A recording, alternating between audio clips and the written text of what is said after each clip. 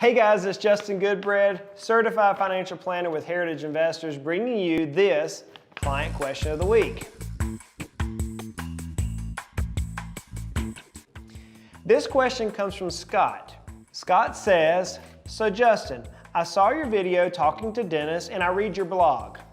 By the way, planning is fun, sweet blog. You are providing good content for us young dentists. I'm interested in buying my second dental practice. I like this guy. As an investment, what steps should I take? You know, Scott, this tells me a lot in your question.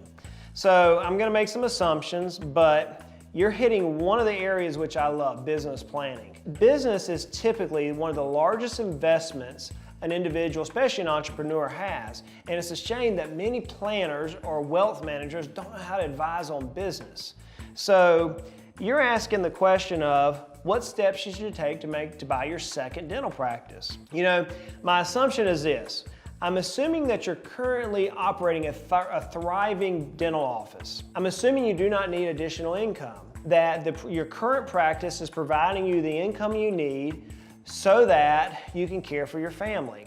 I'm also assuming that you love and understand business. If you didn't, you wouldn't be looking at it by purchasing a second one. With those assumptions, here are 4 steps that I would consider. Step number 1, make sure your financial house is in order. You've got to make sure at this point that your unsecured debt is gone. You've eliminated it. You're not on credit card debt. Cars, notes are pretty much paid for. You've got to make sure you have enough cash in the bank. You know, there's a lot of matrices for that. I have my personal philosophy on that, but make sure you have enough cash in the bank. Number 3, make sure your current business is in a position where you can duplicate it. If you're gonna buy a second office, you wanna take the successes you've had in your current practice and move it to the second one. You've also gotta make sure your current business is yielding the results you need, that you've reached maturity and that you're not in your infancy growing in your business. Once you have your financial house in order, go to number 2, have your team in place. By our team, you're looking for a good CPA, a certified public accountant, a good attorney, typically a business and or a tax attorney. Sometimes those are one and the same. Number 3, you need a good CFP, certified financial planner. Do you have your insurance agent involved? But when you put your team in place, you want to make sure you're designating one person as your head coach. You need one player that can manage all your team members. Think of a football coach. He has a quarterback coach, a running back coach, etc. But you've got that head coach which works with individual coaches to make sure the team as a whole moves in the right direction. That's what you need to have as part number 2. Get your financial team in place. Number 3, location, location, location.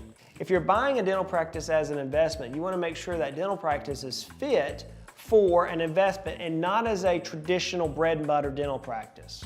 You're typically going to have an associate in this practice, and you want to make sure that the market can derive enough content or enough patient flow to that new associate. So location, location, location.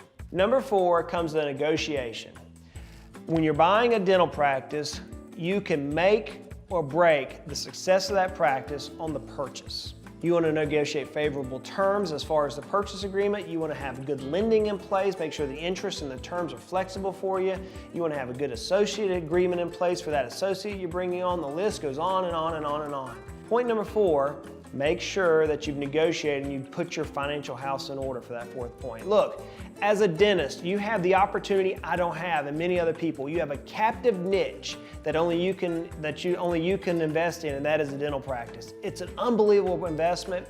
It traditionally has a high cap rate and is something that I advise many dentists to consider when they're ready for it. Hope that answers your question, Scott. This is Justin Goodbread answering this Client Question of the Week.